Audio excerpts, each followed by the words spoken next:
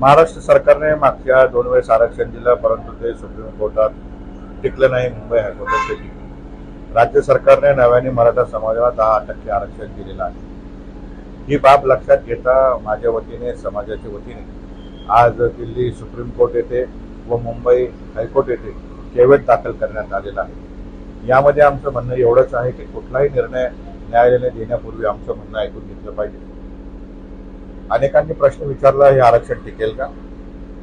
यामध्ये एकच उत्तर समोर येत आहे की यापूर्वी आरक्षण रद्द करत असताना मान्य मुंबई हायकोर्टामध्ये जी चर्चा झाली व सुप्रीम कोर्टाने जो निर्णय दिला, यामध्ये एकच मुद्दा होता की अपवादात्मक परिस्थिती दिसून येते का. यावेळेस मराठा समाजाचा फक्त मराठा या नावाने सर्वे झाला असल्यामुळे अपवादात्मक परिस्थिती दिसून येते.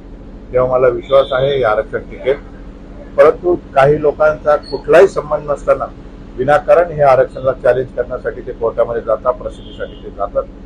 अशा लोकांनी एकतर्फा न्यायालयाला कन्व्हिन्स न करता आमचं म्हणणं देखील समाजाचं म्हणणं म्हणून त्या ठिकाणी गेलं पाहिजे, याकरिता केवियट दाखल करण्यात आलेला आहे. सध्या मराठा समाजामध्ये तरुणांमध्ये प्रश्न उपस्थित झालेला आहे. ज्यांच्या नोंदी सापडल्या आहेत त्यांना कुणबी प्रमाणपत्र मिळत आहे, त्यांनी ते घ्यावं. ओबीसी मधनं आरक्षण घ्यावं. ज्यांना कुठल्याही प्रकारचं आरक्षण नाही अशा विद्यार्थ्यांसाठी सरकारने जे 10% आरक्षण दिलं ते टिकलं पाहिजे, यासाठी आम्ही सर्वजण काम करतोय. तसंच सेंट्रल सर्व्हिसेस म्हणजे देश पातळीवर होत असलेल्या ज्या काही भरती प्रक्रिया, याच्यामध्ये मराठा समाज ईडब्ल्यूएस साठी पात्र आहे. ही गोष्ट देखील सर्वांनी लक्षात घेतली पाहिजे. ईडब्ल्यूएस कायद्याचा अर्थ असा की ज्यांना कुठल्याही प्रकारचं आरक्षण नाही अशी ईडब्ल्यूएस मध्ये बसू शकतात. मराठा समाजाला देश पातळीवर कुठल्याही प्रकारचं आरक्षण आहे, त्यामुळे त्याच्यासाठी ते इलिजिबल आहेत.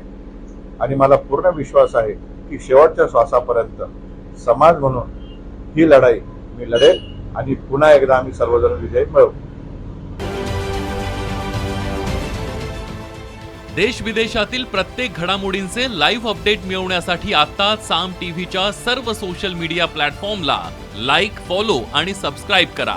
तसंच सर्व नोटिफिकेशनसाठी बेल आयकॉन प्रेस करायला विसरू नका.